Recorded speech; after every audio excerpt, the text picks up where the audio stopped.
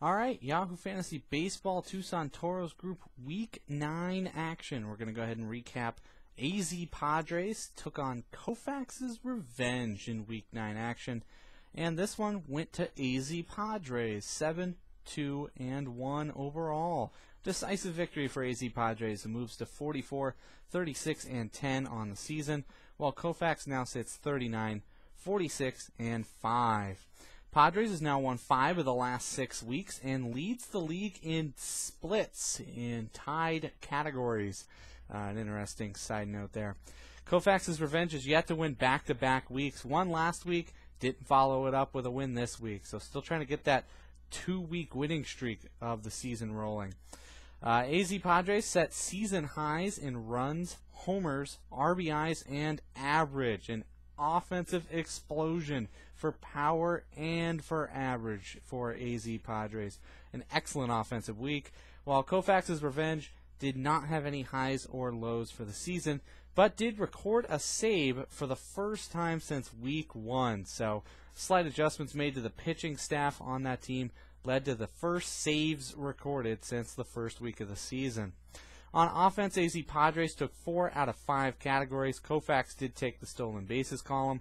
And the battles were not really that close for AZPadres. Pretty much a walk in all 4 victories on the offensive side. In pitching, AZPadres took 3 out of 5.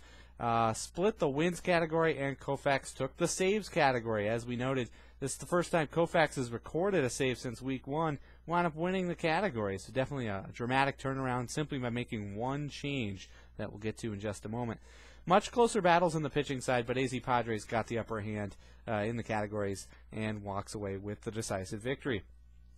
As we mentioned, AZPadres exploded on offense. 8 players hit homers, 3 players hit at least 3 homers apiece, and 12 players had a run, 10 players with 3 or more runs. Kurt Suzuki, for example, had 6 runs at catcher. 7 players had 4 or more RBIs. Paul Konerko led them with 8 RBIs for himself. 9 players hit over 300.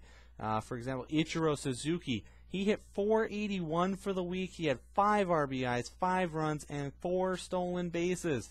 The rest of the team, just 1 stolen base. So Ichiro carried them in that category. Koufax won the stolen bases category, had 5 players get at least a stolen base. So that was enough to overpower the 2 players that picked up stolen bases for AZPadres as a team.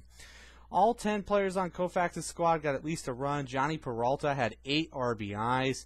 Julio Bourbon had a 400 average for the week. He had 1 run and 1 RBI, though, so he hit really well but didn't really drive in any runs or produce much fantasy-wise. 6 players hit homers, though. None of them were multi-homer weeks, so 6 players hit 1 homer.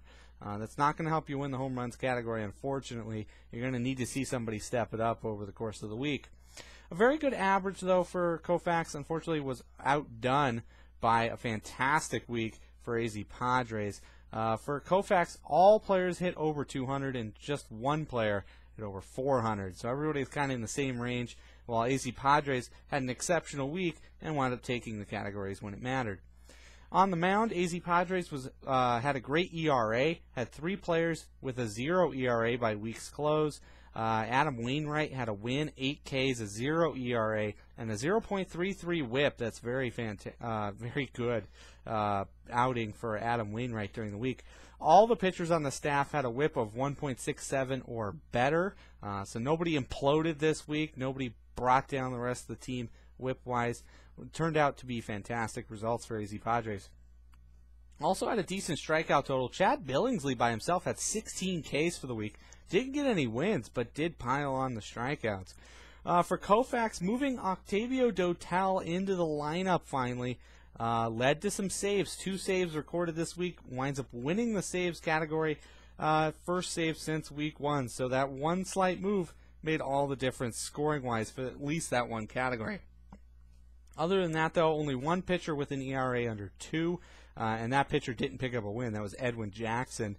And the Blue Jays relievers that Koufax has relied on to steady the ERA and WHIP totals, while they are not in contention to really get saves on a regular basis, they've been pretty consistent throughout the season.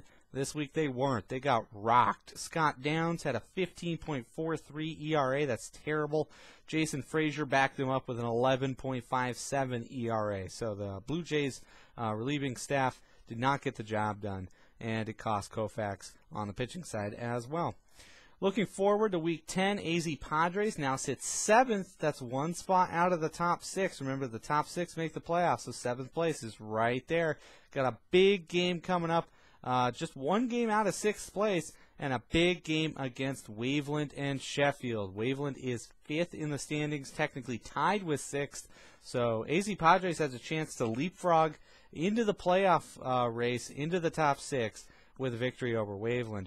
While Koufax's revenge, now 11th in the standings after the loss, is 8.5 games out of 6th, so still in touch with the top 6, but definitely took a slide this week that's going to hurt for a couple of weeks probably. Unfortunately, Koufax's revenge is going to have to try to rebound against one of the top teams in the league. That's Grassy Knoll. Knoll and Koufax split their only matchup last season in a tie. So it'll be interesting to see if Koufax can get back to the winning ways there, or if AZPadres is going to be able to maybe leapfrog into the top 6 in the league.